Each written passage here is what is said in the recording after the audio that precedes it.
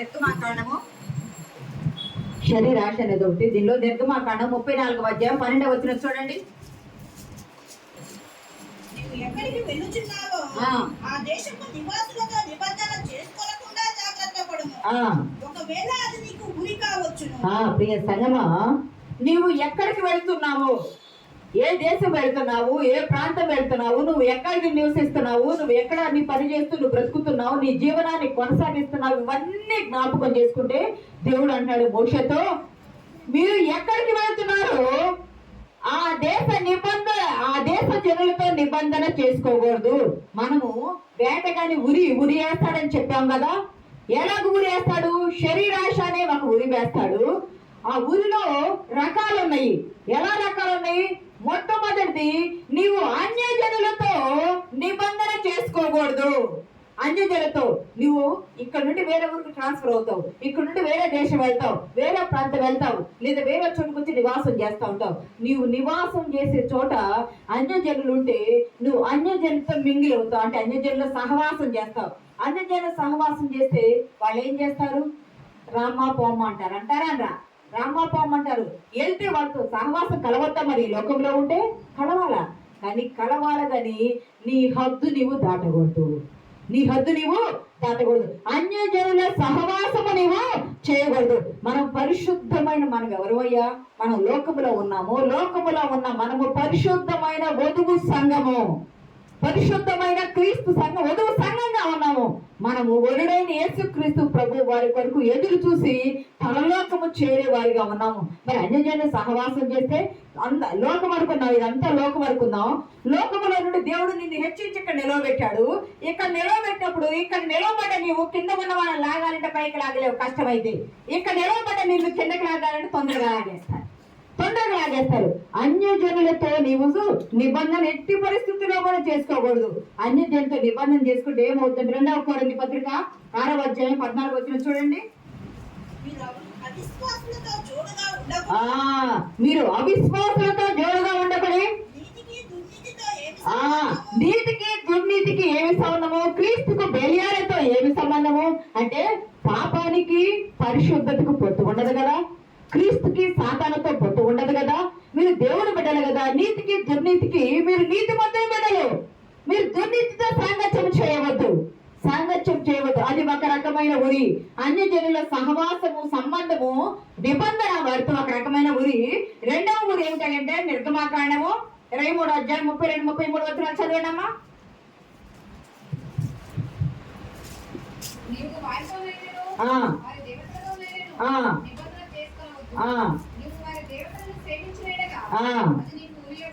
ప్రియ సంగమా, ఇక్కడ ప్రభు వారు చెప్తూ ఉన్నారు, ఇక్కడ దేవుడు చెప్తూ ఉన్నాడు, నువ్వు అన్యజనులతో నిబంధన చేసుకోకూడదు. అన్యజనులతో నిబంధన చేసుకుంటే అది నీకు ఉరి అవుతుంది, నీ కుటుంబానికి క్షేమముగా ఉండదు.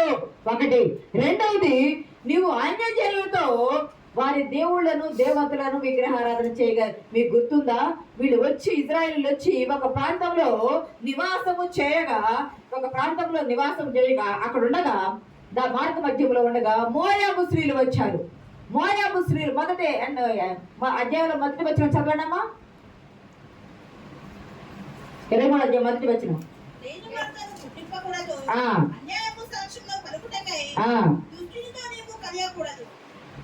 వీళ్ళు మోయాబు స్త్రీలతో పాపము చేయడానికి అక్కడికి వచ్చి ఉంటారు కదా.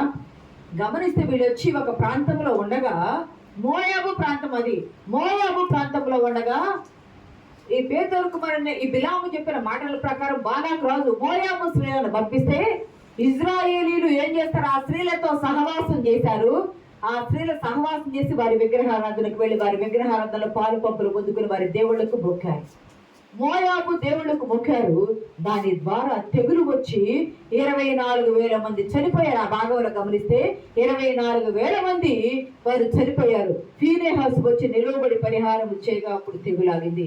అంటే ఉరులు ఎలా ఉన్నాయి అంటే శరీరాశ అనే ఉరి ఉన్నది. వేటగాడు వేసి వలలు రకరకాలుగా ఉన్నాయి, అది సాతాను వలలు. ఆ వలలో అన్యజనుల సహవాసం అనేది ఒక ఉరి. అన్యజనుల విగ్రహాలను వారి దేవుళ్ళు పూజించుట ఒక ఉరిగా ఉన్నది. మనం అలా ఉండకూడదు. 3వది ఎట్లా ఉంటాయి అంటే సామెతల గ్రంథం 10వ అధ్యాయం 19వ వచనం.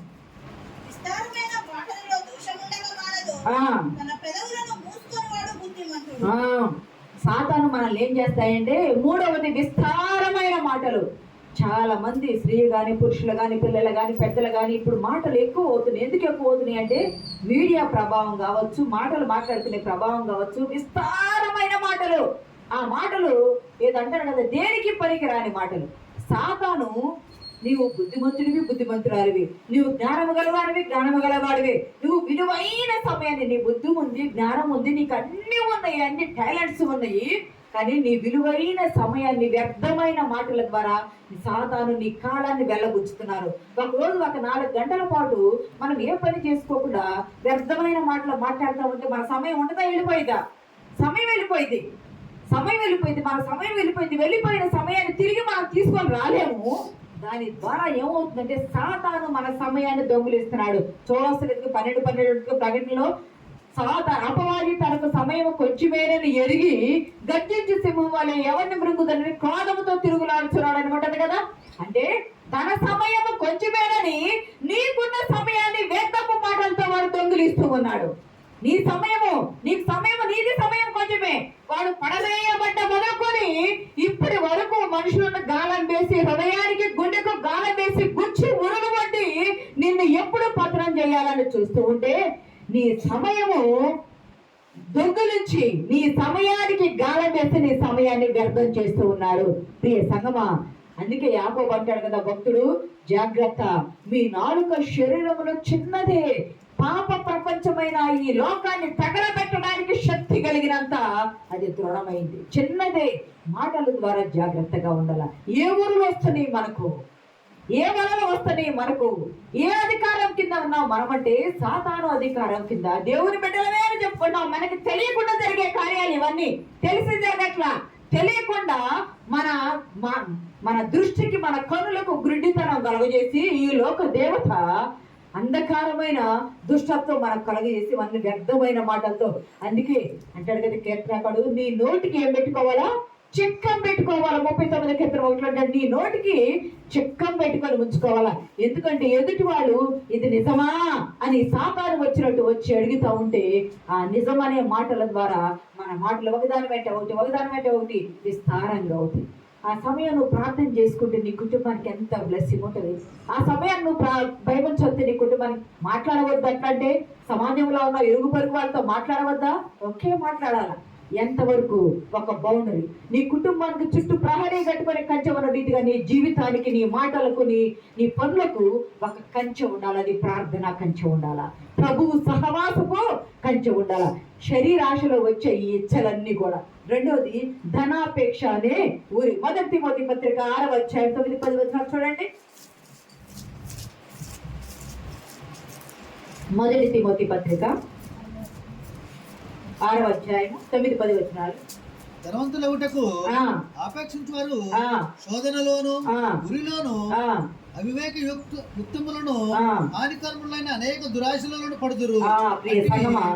అంతేకాదు, ధనాశ సమస్తమైన కీడులకు, ధనాపేక్ష సమస్తమైన కీడులకు మూలము. ఇందాక చెప్పుకున్నాం కదా, మానవుడు పతనమయ్యేది మొట్టమొదట స్త్రీ, రెండవది ధనము.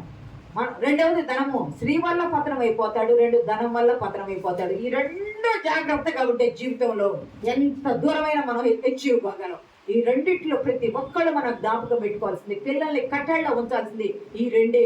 అవినీతి అనేది లేకుండా, ధనాపేక్ష లేకుండా, ధనం కావాలని దేవుడు ఇచ్చే సమయానికి వస్తే కావాలనుకొని పరిగెత్తితే ఆ పరిగెత్తడం వల్ల ఏమవుతాయి అంటే అనారోగ్యం వచ్చింది.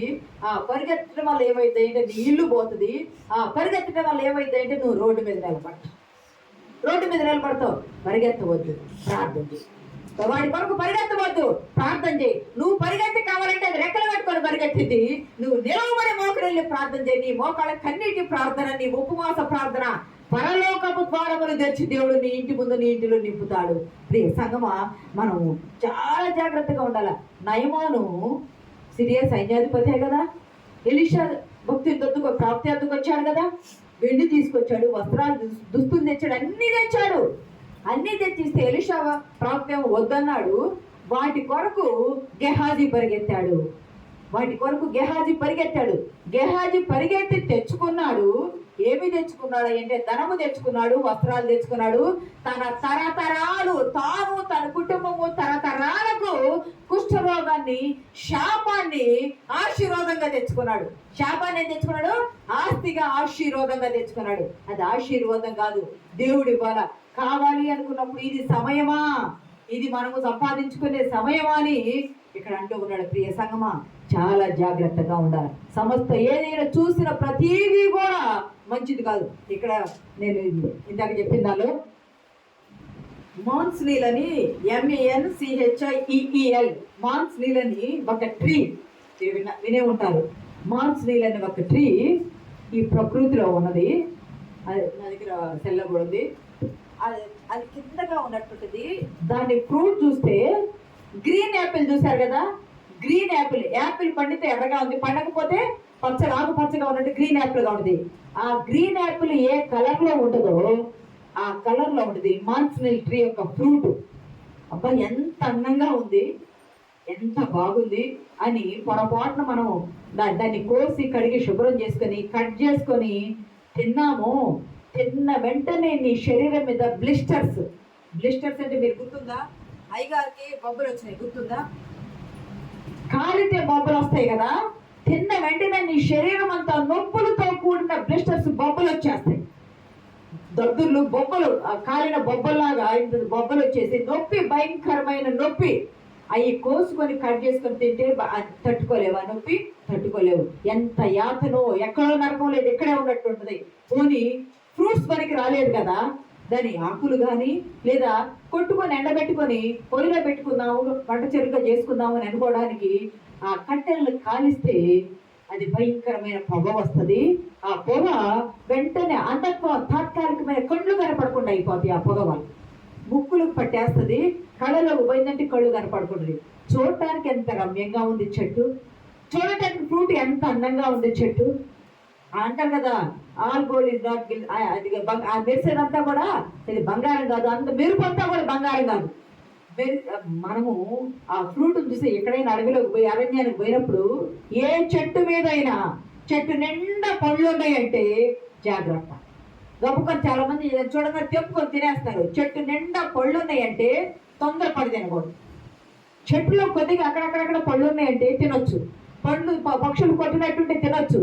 కానీ చెట్టు నిండా పళ్ళు ఉండి అది ఎవరో కోయినట్టు ఉంటే అది మనం తినకూడదు. ఎందుకంటే మన జీవితాలకు, మన ప్రాణానికి అది హాని చేసేది.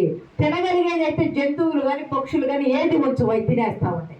అడవంటే జంతువులు ఉంటాయి, అడవంటే పక్షులు ఉంటాయి, అన్ని కొట్టుకొని తింటా ఉంటాయి. అవి తినకుండా చెట్టు నిండా ఫలాలు ఉన్నాయంటే జాగ్రత్త, హెచ్చరిక. అది మనకి హెచ్చరిక. ఈ మాన్స్ నీల్ ట్రీ కూడా ఎలా ఉంది అంటే పైకి సుందరంగా అందంగా కనిపిస్తుంది, కానీ దానిలో నా మనిషికి హాని చేసేటువంటి చెడు దాగి ఉంది. నువ్వు ఎలాగుండాలి అంటే నువ్వు పైకి భక్తిపరుడుగా నువ్వు కనిపిస్తూ, భక్తిపరురాలుగా, విశ్వాసిగా, సేవగా కనిపిస్తూ, ప్రియ సంగమా, నీలో చెడు అనే వల నీకు వేయబడితే, నీ హృదయానికి గాలం వేయబడితే ఈ ఫ్రూట్ లాగా ఉంటాం. మనం ఈ ఫ్రూట్ లాగా ఉంటాం. మన జీవితము ఆ పక్షులకి కానీ జంతువులకు కానీ పనికి రాకుండా ఆ ఫ్రూట్ పోయిన రీతిగా దేవుని సన్నిధానములు నిలవకుండా ఉంటది. జాగ్రత్త. మన జీవితాలు చాలా జాగ్రత్తగా ఉంచుకోవాలా. పిల్లల్ని జాగ్రత్తగా ఉంచుకోవాలి, కుటుంబాలను జాగ్రత్తగా ఉంచుకోవాలి, భర్తలు జాగ్రత్తగా ఉండాలి, భార్యలు జాగ్రత్తగా ఉండాలి, పిల్లలు జాగ్రత్తగా ఉండాలి, గృహము, ఆలోచన, తలంపులు, విధానము సమస్తము జాగ్రత్తగా ఉండాలా. నీ జాగ్రత్త అజాగ్రత్త ఉంటే అజాగ్రత్త ఏం చేస్తాయంటే నీ గుండెకు అపవాది గాలం వేస్తాడు. అపవాది గాలం వేస్తాడంటే గాలం వేసినాడు ఊరుకుంటాడా? గాలం వేసినాడు గుచ్చి బయటికి లాగి నీ జీవితాన్ని పతనం చేస్తాడు. అలా ఉండకూడదు. మనం ఎలాగుండాలి అంటే మొదటి వేటగాని ఊర్లో అన్నాను, ఆ ఊరిలో చెప్పుకున్నాం శరీరాశ అనేది ఒక ఊరి, లేదా శరీర ఇచ్చ అంటారు, లేదా ధనాపేక్ష అనేది రెండవ ఊరి. మూడవ చూద్దాం, చూడండి. మూడవది సామెతల గ్రంథం 29వ అధ్యాయం 25వ వచనం. చదివేయండి, అయిపోవచ్చు. సామెతల గ్రంథం 29వ అధ్యాయం 25వ వచనం. భయపడుట వలన, భయము అనేది ఒక గురి. భయము అనేది మానవునికి, భయం అనేది ఒక గురి. ఒకప్పుడు మాకు కూడా అప్పు ఉండేది. అప్పు ప్రార్థన చేస్తా ఉండగా అప్పించిన ఇంటి ముందుకు వచ్చాడు అనుకో, సంఘం చర్చి ముందుకు వచ్చాడు అనుకో, ఏమనిపిస్తుంది? ప్రార్థన చేయలేం, సరిగ్గా ప్రశాంతంగా ఉండలే. ప్రియ సంఘం అయితే నాకే కాదు, ప్రతి ఒక్కరి జీవితంలో, ప్రతి ఒక్కరి కుటుంబంలో అప్పుంటే ఒక్కొక్కసారి చాలా కష్టంగా ఉంటుంది. ఏమొచ్చిందో ఏమైద్దో అన్న భయం ఉంటా ఉంటది. శోధన, అనారోగ్యము, ఇంకా కష్టము, ఇవన్నీ ఉంటే మనం ఏమనుకుంటామంటే, ప్రభువా ఏమైద్దో ఏమైద్దో ఏమైద్దో, వీటి ద్వారా నాకు నష్టం జరిగిద్దా? చాలా భయపడతాం. మీరే కదా, నేను కదా, ఎవరమైనా మనం భయపడతానే ఉంటాం. భయపడిందే సంభవించింది అంటాడు. ఏమన్నాడు కదా, నేను 3వ అధ్యాయం 25వ వచనం లేబు గ్రంథంలో అంటాడు, నాకు ఏమి చదవడం అన్నమాట, తనకు భయపడిందే తనకు సంభవించిందని. ఏది వచ్చునో నేను బహుగా ఏది వచ్చునని నేను బహుగా భయపడుతున్నాను, అదే నాకు సంభవించింది. భయము అనేది, భయము కూడా సాతాను కలిగించేది, దేవుడు కలిగించాడు భయము. దేవుడు ధైర్యం చెప్తాడు, భయపడవద్దు అనే దేవుడు ప్రభు వారు చెప్తూ ఉన్నారు. 365 రోజులు మనకు భయపడవద్దని వాక్యంలో చెప్పబడింది. కానీ మానవులమైన మనం ఏం చేస్తామంటే, మనకున్న సమస్యలను బట్టి ఏమవుతుందో ఏమవుతుందో ఏమవుతుందో ఏమవుతుందో, ఏదైనా దేవుడికి తెలియకుండా కాదు, ఏదైనా దేవుని చిత్తం లేకుండా కాదు. ఏది జరిగినా దేవుడి చిత్త ప్రకారమే జరిగిద్దని మనం ధైర్యంతో ముందుకు పోవాలా. ఏమి కోల్పోయినా, అనారోగ్యమైన, ఆస్తి పోయినా, అప్పుల్లో ఉన్నా, ఇల్లు పోయినా, పొలం పోయినా, స్థలం పోయినా, ఏమి పోయినా, నీకున్న సమస్తము పోయినా, కుటుంబం పోయినా, ఏమి పోయినా, నీకు ఏమి ఉండకూడదు అంటే, నీలో భయం ఉండకూడదు, నువ్వు ధైర్యాన్ని విడిచిపెట్టకూడదు. ఎందుకంటే నీకు తోడుగా ఉండే దేవుడు, నిన్ను ఒంటరిగా విడిచిపెట్టకుండా నీకు తోడుగా ఉండే దేవుడు నీ ప్రక్కనే ఉండి తన అరచేతుల్లో నిన్ను చెక్కుకొని భయపడకము, చూడము నిన్ను నా అరచేతుల్లో చెక్కుకున్నాను అని చెప్పే దేవుడు నీకు తోడుగా ఉంటే దేనికి కూడా ఇది వచ్చునో కీడు వచ్చునని భయపడవద్దు.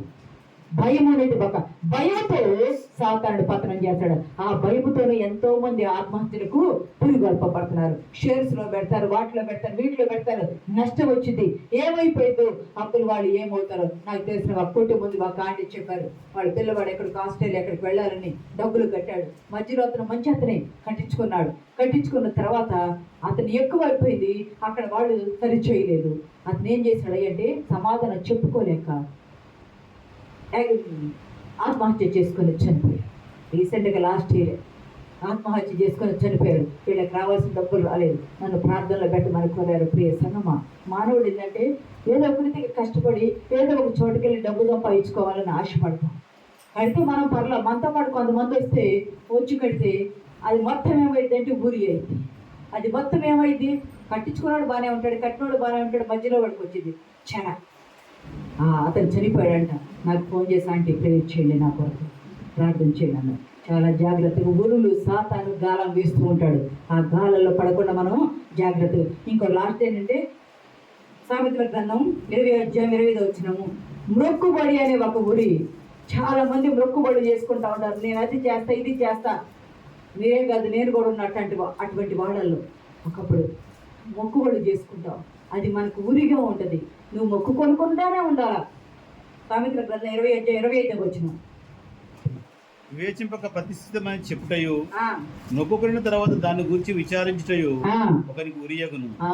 నువ్వు మొక్కుకోకుండానే ఉండాలి. ఏదైనా నువ్వు మొక్కుబడి చేసుకొని, అయ్యో నేను అనవసరంగా మొక్కుబడి చేసుకున్నానని నువ్వు విచారిస్తే అదేమవుతుంది, ఉరిగా ఉంటుంది. ప్రియ సంగమా, చాలా జాగ్రత్తగా ఉండాలి. ఇవన్నీ అపవాది, ఇవన్నీ ఆలోచనలు మనల్ని పెట్టి మనల్ని దేనికి బానిసలుగా చేస్తున్నాయంటే, దాస్యపు ఆత్మకు బానిసలుగా చేస్తుంది. రోమా ఉంటుంది కదా, రోమా 8:15లో నిన్ను ఇవన్నీ అప్పచెప్పి, ఇవన్నీ నీకు ఇచ్చి, నిన్ను ఇశ్రాయేలీయులు అయితేనేమో బానిసత్వం నుండి విడుదల కలగజేశారు.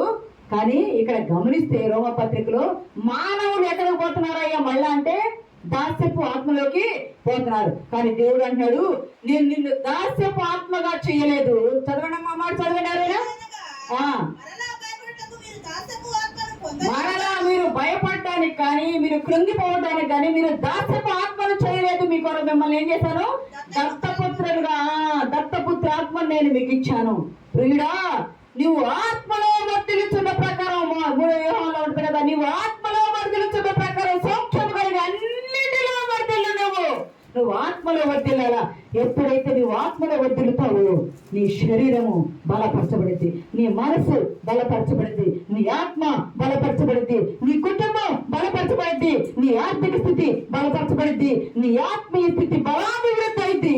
నువ్వు బలపరచబడి నువ్వు గొప్పవానిగా ఎదగడానికి ఆస్కారం ఉంది. నువ్వు దేవునికి దూరంగా ఉండి, దేవుని ఆత్మ లేకుండా ఉండి, పరిశుద్ధత లేకుండా జీవిస్తూ ఇవన్నీ సాధారణ నీ హృదయంలో నీ గుండెకు గాలం వేసి నిన్ను పతనం చేస్తావంటే నువ్వు పతనం కాక పైకి ఎలా వస్తావు?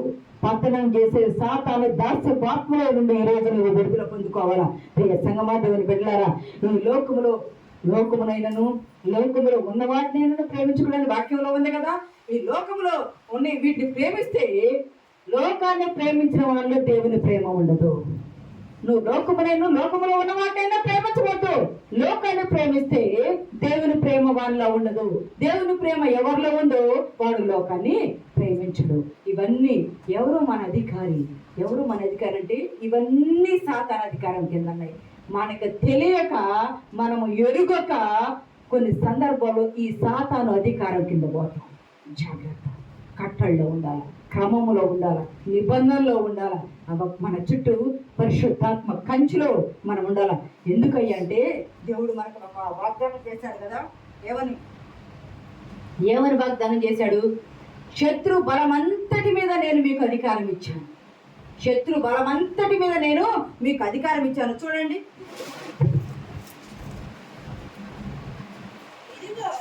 పాములను తేళ్లను త్రొక్కుటకును శత్రువు బలవంతుడి మీద మీకు అధికారం అనుగ్రహించినాడు. 10:23 కూడా చూడమ్మా. వాగ్దానం చేసినవాడు నమ్మదగినవాడు కనుక మన నిరీక్షణ విషయమై మనం మొక్కుకొనినది నిశ్చయంగా పట్టుకుందాం. ప్రియ సంగమా, ఇక్కడ ప్రభువు మనకి ఏమంటాడయ్యా? లోక ప్రకారము పాములను త్రేళ్లను తొక్కుటకు మీకు అధికారం ఇచ్చానంటున్నాడు. మనము సాతాను అధికారంలో ఉంటే సాతాను అధికారము నుండి ఆయన ప్రాణము పెట్టి గొర్రె పిల్లని క్రీస్తు రక్తము చేత మనం విమోచించబడి కడగబడి దేవుని బిడ్డలుగా అధికారం పొందుకున్నాం కదా. మనం చూడవసరం లేదు, కానీ ఎందరైతే తన అంగీకరించిన వారందరికీ దేవుని పిల్లల వెంటకు ఆయన అధికారం అనుగ్రహించాడు కదా. అధికారం పొందుకున్న మనము సాతాను తొక్కడానికి మనకు అధికారం ఇచ్చాడు. అధికారం ఇచ్చింది ఎవరై అంటే సర్వాధికారి అయిన మత్తయి 8 లాస్ట్ లో ఉంటుంది, చూడవసరం లేదు, కానీ సర్వాధికారి అయిన దేవుడు మనకు అధికారం ఇచ్చాడు. అధికారం పొందుకున్న మనము ఎలా ఉన్నామంటే ఆయన అన్నాడు, ఎవరయ్యా అధికారం ఇచ్చింది? వాగ్దానము చేసిన దేవుడు ఇచ్చాడు. వాగ్దానము చేసిన దేవుడు నమ్మదగిన దేవుడు. అబ్రహాము నీకు పిల్లల్ని ఇస్తానని ఇచ్చాడు కదా. యాకోబు నేను ఇశ్రాయేలుగా మార్చి ఆశీర్వదిస్తానని మార్చాడు కదా. మోషే నీ న్యాయపత్రం నడిపిస్తానని నడిపించాడు కదా. యెహోషువ అధికారం కలిగి నువ్వు సూర్యుడిని చంద్రుడిని ఆపరాజ్ఞగా సూర్య చంద్రుని ఆపగా గిబియోన్లో అయ్యాలో ఇలా ఆగిపోయినాయి కదా. అధికారము కలిగిన దేవుడు వాగ్దానం చేస్తే వాగ్దానం చేసిన దేవుడు నమ్మదగిన దేవుడు. నమ్మదగిన దేవుడు మాట తప్పుడు ఖచ్చితంగా నెరవేరుస్తాడు. స్థిరముగా నమ్మి మనం ముందుకు సాగిపోవాలా. సర్వాధికారి అయిన దేవుడు, ఆయన గొప్పవాడు. అమూల్యమైన రక్తము చేత జగత్తు పునాది వేయబడకొనిపే నిష్కళంకము నిర్దోషము గొర్రెపిల్ల క్రీస్తు రక్తము చేత మీరు విమోచింపబడుతారని మీరు ఎరగరా అని పత్రికలో పేతురు ద్వారా దేవుడు తెలియజేస్తున్నాడు కదా. మనం క్రీస్తు రక్తంతో విమోచించబడ్డాము. ఈ లోక బానిసత్వం నుండి విడుదల చేశాడు దేవుడు. అధికారం గలవారు అధికారం లేకపోతే అధికారం గల దేవుడు అనారోగ్యమును విడుదల కలిగజేశాడు దేవుడు. వేటగాని నుండి విడుదల కలిగజేశాడు దేవుడు. శరీరేచ్ఛల నుండి విడుదల కలిగజేశాడు దేవుడు. ధనాపేక్షణ గురి నుండి విడుదల కలిగజేశాడు దేవుడు. భయమనే గురి నుండి విడిపించే దేవుడు. మొక్కుబడుంటే దాన్ని తీర్చుకోవాలని నీకు ఉని కావద్దని ఆయన మనల్ని ధైర్యపరిచి ఆయన నెమ్మదిగా చెప్పిన దేవుడు. మిమ్మల్ని విడుదల చేస్తానని చెప్పి విడుదల చేసి వాగ్దానం చేసిన దేవుడు నమ్మదగిన వాడు. ఆయన చేస్తాడు, మీరు నా మాట నమ్మండి. ఎందుకంటే మీ కొరకు నా ప్రాణమే పెట్టాను. ప్రాణం పెట్టుటకు సమర్థుడు, సర్వాధికారి, సర్వశక్తిమంతుడు, అధికారం గల బండ ఆయన. గొప్ప దేవుడు ఆయన సర్వశక్తిమంతుడు, సర్వాధికారి, సైన్యములకు అధిపతి, ఆత్మ సంబంధమైన బండ. వాటి మీద మనం నిలబడి దేవా నువ్వు వాగ్దానం చేశావు, నమ్మదగిన దేవుడు కదా. ఆ వాగ్దానం పట్టుకొని నేను ప్రార్థన చేస్తున్నాను. ఆ వాగ్దానం పట్టుకొని ప్రార్థన చేస్తున్నాను. ఆ వాగ్దానం ద్వారా నన్ను బలపరచడానికి వచ్చిన దేవుడు ఎంతటి శోధనైనా జయించే శక్తి దాస్యపాత్మ నీలో నుండి తీసివేసి దత్తపుత్రాత్మనిచ్చి తన బిడ్డలుగా చేసుకుంటాడు. నువ్వు ఎప్పుడైతే ఆయన్ని స్తుతిస్తావో, ఎప్పుడైతే ఆయన హత్తుకొని అంగీకరిస్తావో, నీవు స్తుతిస్తూ ఉంటే స్తుతుల ద్వారా నీ స్థితిని మార్చేస్తాడు దేవుడు. దేవుని నామానికి మహిమ కలుగును కాక. చిన్న మాట చెప్తున్నా, మనం ముగించుకుందాం. మీరు చూసారో లేదు, 2 రోజుల క్రితం గురువారం రోజు టీమిండియా వరల్డ్ కప్లో టీమిండియా లేడీస్ ఆడుతున్నారు కదా అమ్మాయిలు, దానిలో లాస్ట్లో ఆస్ట్రేలియా అంటే క్రిస్టియన్ కంట్రీనే కదా, క్రిస్టియన్ కంట్రీ, వాళ్ళందరూ కూడా క్రిస్టియన్సే కదా. మన టీమిండియాలో ఈ అమ్మాయి ఉంది, ఎమీమా జెసికా రోడ్రిగ్స్ ఉంది కదా, వాళ్ళు ముంబైలో ఒక క్లబ్లో కూడా మెంబర్గా ఉంది. అంటే క్రికెట్ అసోసియేషన్ క్లబ్లో మెంబర్గా ఉంటే ఈ అమ్మాయి క్రిస్టియన్ అని ఈ అమ్మాయి నా క్లబ్ నుండి తప్పించేశారు. గమనించండి, మీరు టీవీలో చూసినా న్యూస్లో చూసినా తను బ్యాట్ పట్టుకొని ఉంటుంది. బ్యాట్ ఎలా పట్టుకుంటుంది అంటే ఇలా పట్టుకొని ఉంటుంది సైడ్గా. మీరు గమనించారో లేదో, బ్యాట్ ఇలా సైడ్కి పట్టుకో. ఎందుకు? తను గిటారా ప్లే చేస్తుంది. గిటారా పట్టుకోవాలంటే ఇట్లా పట్టుకుంటారు, ఇట్లా పట్టుకుని ప్లే చేస్తారు కదా. తను ఏం చేస్తుంది అంటే బ్యాట్ను కూడా గిటారా పట్టుకున్నట్టు పట్టుకుంది. ఎంత ప్రైజింగ్ చేసిందో తను, ఎంత దేవుని స్తుతించిందో. మందిరంలో ఉండి రోమన్ క్యాథలిక్ చర్చికి సంబంధించిన మంచి ఒక విశ్వాసి ఆ మందిరంలో ఉండి దేవుని పాటలు పాడి, క్వైర్లో ఉండి పాటలు పాడి గిటార్ పట్టుకొని దేవుని ప్లే చేసి స్తుతించేది. అయినా తను క్రిస్టియన్ అని చెప్పి ఆ క్లబ్లో నుండి తన మెంబర్షిప్ను తొలగించారు. తాను, తన తండ్రి, తన కుటుంబం నన్ను తొలగించారు కదా అని దిగులు పడ నిరీక్షణ కలిగి ఉన్నారు. 4 మాసాలు మానసిక ఒత్తిడి గురైపోయింది. 4 మాసాల మానసిక ఒత్తిడి తర్వాత ఈరోజు టీమిండియాలో ఈ అమ్మాయి ఆడితే గమనించండి, 100 సెంచరీ 79 హెర్మన్ అనే ఒక ఆమె కూడా వచ్చేసింది. తను చెప్తుంది, ఈ అమ్మాయి ఎప్పుడు ఏదో లెక్కలేసుకుంటా ఉంటుంది. ఈ అమ్మాయి ఎప్పుడు ఏదో లెక్కలేసుకున్నట్టు మాట్లాడుకున్నట్టు ఉంటుందంటే ఈ అమ్మాయి ఏం మాట్లాడుతుందంటే వాక్యాన్ని నెంబర్ వేసుకుంటా ఉంటుంది. ఈ అమ్మాయి వాక్యాన్ని నెంబర్ వేసుకుంటా ఉంటుంది. ఆటాడింది, 127 రన్స్ చేసింది. 100 కొడితే సెంచరీ చేస్తే అసలు 333 దాకా వచ్చిన ఈ స్కోరు. 300 జెంట్స్ దీనిలో ఎప్పుడు కూడా దేనికి ఏ మ్యాచ్ కూడా వరల్డ్ కప్ నుంచి ఫైనల్లో రాలేదు. ఆస్ట్రేలియా టీం మీద గెలిచి 127 స్కోర్లు రన్స్ చేసి ఈ అమ్మాయి వరకే రన్ చేసి మ్యాన్ ఆఫ్ ద మ్యాచ్గా నిలిచింది. అంత మాత్రమే కాదు, ఈ పిల్ల కొట్టేటప్పటికి లాస్ట్ కొట్టేటప్పటికి ఎనర్జీ లేకుండా అయిపోయింది, నిస్సత్తుగా అయిపోయింది. ఏమి చేయాలో తోచలేదు. తను ప్రభువుకు ప్రార్థన చేసుకుంటా ఉంది. తను ఆడే ముందు తన ఆడతా నాకు శక్తి లేదు, ఎనర్జీ మొత్తం అయిపోయింది, నాకు శక్తి లేదు, నాకు కావాలంటే తనకు వాక్యం వినిపించింది. నిర్మాకాండం 14-13 ఒక మాట ఉంటుంది కదా, 14 అధ్యాయం చూడండి ఒక మాట, 13 వచనంలో మీరు ఓరక నిలుచుండి చూడండి. సముద్రం దగ్గరికి వచ్చినప్పుడు దేవుడు ఇశ్రాయేలు అంటాడు కదా, వాళ్ళు భయపడతా ఉంటే మీరు ఎందుకు భయపడుతున్నారు, కలవరపడుతున్నారు, భయపడవద్దు, మీరు ఓరక నిలుచుండి చూడండి. యుద్ధం ఎవరు చేస్తారు? యెహోవా. ఈ అమ్మాయికి ఆ మాట గుర్తొచ్చిందంట, నువ్వు భయపడవద్దు, ఓరక నిలుచుండి చూడు అని ఆ మాట గుర్తురాగానే మొదటి సమయంలో అంటారు, చూడవసలేదు కానీ నన్ను ప్రేమించమని నేను ప్రేమిస్తాను, నన్ను తృణీకరించమని నేను తృణీకరిస్తాను అంటారు కదా 90 కీర్తనలో. నన్ను గణపరచువారిని నేను గణపరుస్తాను. ప్రియ సంగమా, ఆ అమ్మే దేవుడు గణపరుచుంది. ఓరక నిలుచుండి చూడుడి అని దేవుడు చెప్పిన ఆ మాటను పట్టుకుని శక్తి తెచ్చుకొని తను బ్యాటింగ్ చేయక 127 రన్స్ చేసి టీమిండియాకి ఒక క్రిస్టియన్ ఒక దేవుని నమ్మిన బిడ్డ ఈరోజు విజయం ఫైనల్లో చచ్చింది. ఫైనల్ మ్యాచ్ ఎంత గొప్ప విజయం. ఎంతమంది ట్రోల్ చేస్తున్నారు ఆమె క్రిస్టియన్ అంటే, నిజమే క్రిస్టియనే. తన దేవుణ్ణి ఆరాధించింది, దాన్ని దేవుణ్ణి స్తుతించింది కాబట్టి దేవుడు స్తుతుల ద్వారా, ఆ అమ్మాయి చేసిన స్తుతుల ద్వారా తన స్థితిని మార్చి భయం నుండి లేవనెత్తి ధైర్యం ఇచ్చి తన బ్యాట్ పట్టుకుని తన విజయానికి చేకొచ్చాడు. ఆమె గెలవటము ప్రభువులకు మహిమ కలిగింది. దేవుని నామానికి మహిమ. చప్పటి దేవుని నామానికి మహిమ పరచాం. దేవుని ఎంత గొప్ప సాక్ష్యము.